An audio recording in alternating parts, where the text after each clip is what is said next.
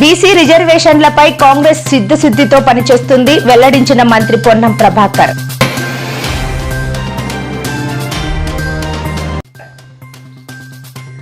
2047 నాటికి $30 ట్రిలియన్ ఆర్థిక వ్యవస్థగా భారత్ లక్ష్యమన్న మంత్రి. జనవరిలో అమరావతికి క్వాంటమ్ కంప్యూటర్ వస్తోందని వెల్లడి.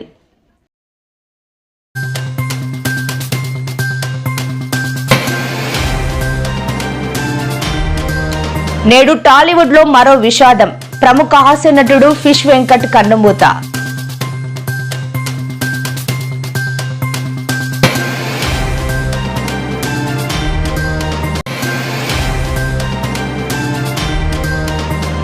మద్యం కుంభకోణం కేసులో నేడు సిట్ కార్యాలయంలో విచారణకు హాజరైన ఎంపీ మిథున్ రెడ్డి.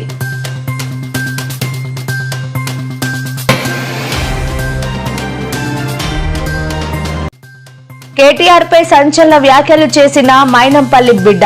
ఈసారి డైరెక్ట్ గానే అటాక్ చేస్తామంటూ మాస్ కౌంటర్.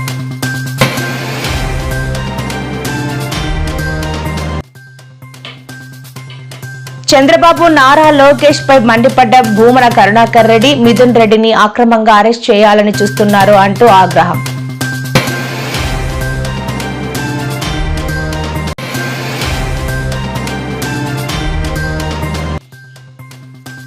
నీ గుండెలపై రాసి పెట్టుకో. కేసీఆర్ కు సీఎం రేవంత్ సంచలన సూచన. 2034 వరకు నేనే సీఎం అంటూ వెల్లడి.